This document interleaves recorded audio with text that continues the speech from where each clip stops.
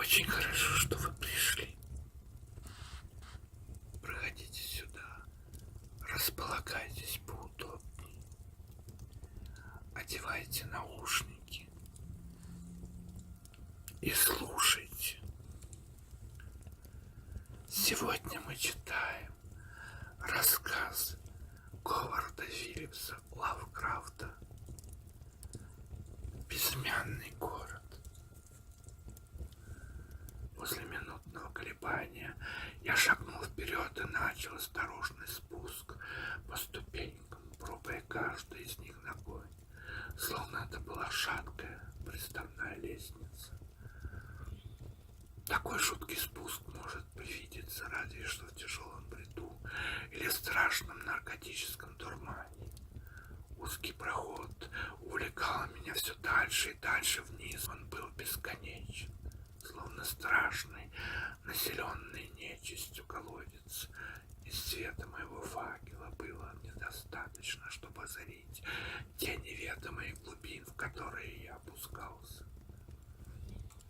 Я потерял чувство времени и забыл, когда последний раз смотрел на часы. А мысль о расстоянии, пройденном мною в этом туннеле, заставляла меня содрогаться. Местами спуск становился более крутым или, напротив, более пологим. Местами менялось его направление. Однажды мне попался длинный, низкий, пологий проход, в котором я тут же едва не вывихнул себе ногу, споткнувшись на неровном полу. Продвигаться пришлось с величайшей осторожностью, держа факел впереди себя на расстоянии вытянутой руки. Потолок здесь был таким низким, что я не мог полностью распрямиться. Затем опять начались пролеты крутых ступенек. Я все еще продолжал свой бесконечный спуск, когда мой слабеющий факел погас.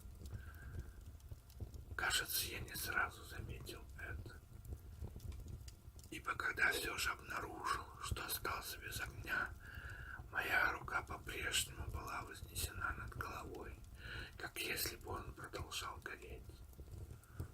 Состояние неизвестности наполнило меня тревогой. Я почувствовал себя ничтожным скитальцем, явившимся в далекие древние места, охраняемые неведомыми силами.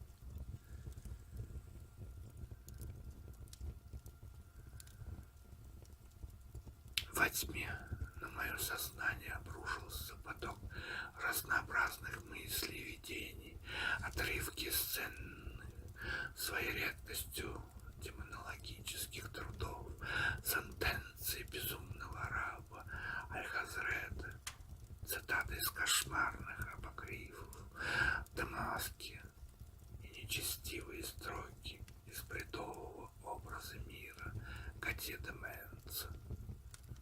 Я твердил про себя обрывки причудливых фраз и что-то бессвязно бормотал об Афросиабе и демонах, плывущих с ним по течению Окса.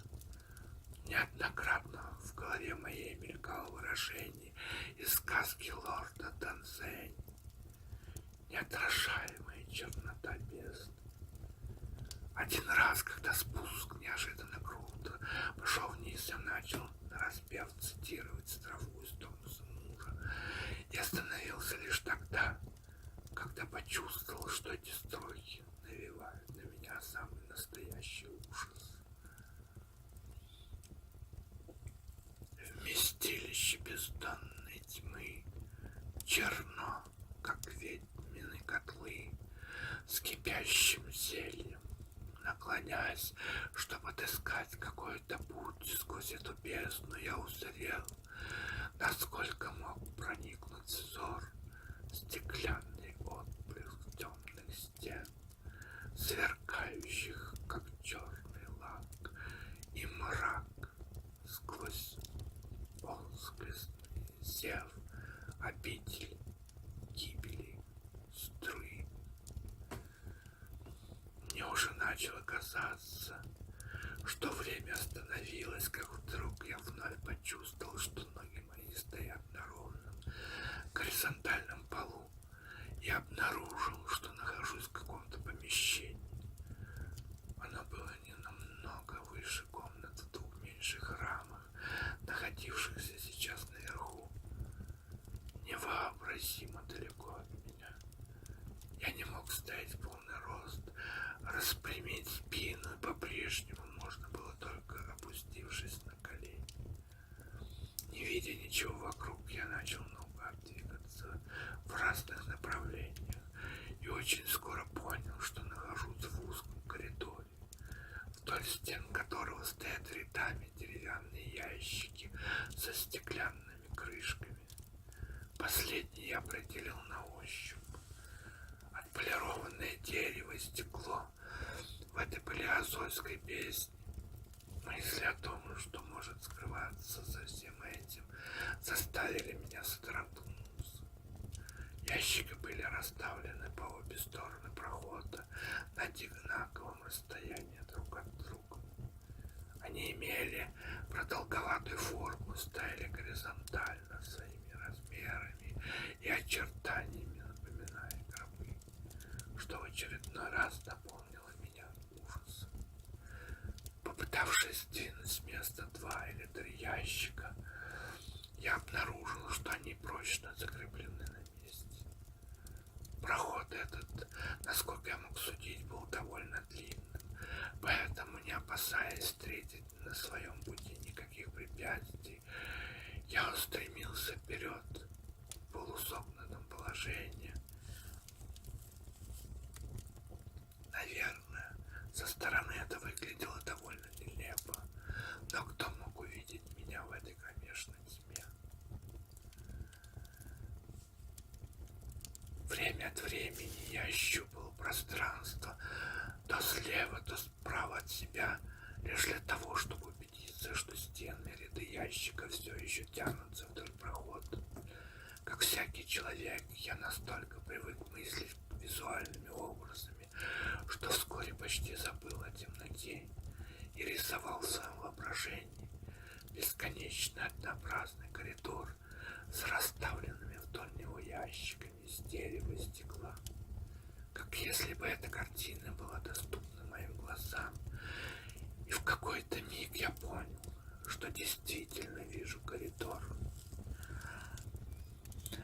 Я не могу сказать точно, когда мое воображение трансформировалось в видение.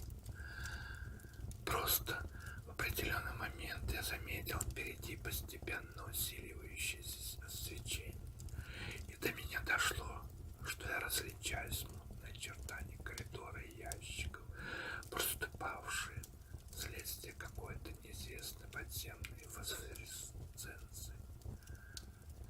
В первые минуты все было точь-в-точь, как я себе представлял, поскольку свечение было очень слабым. Но по мере того, как, спотыкаясь, я едва удерживая равновесие, я продолжал механически продвигаться в направлении усиливающегося света.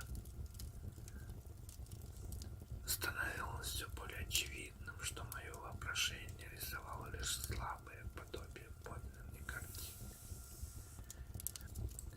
Ну вот, друзья мои, и закончился наш сегодняшний вечер. До свидания. До следующей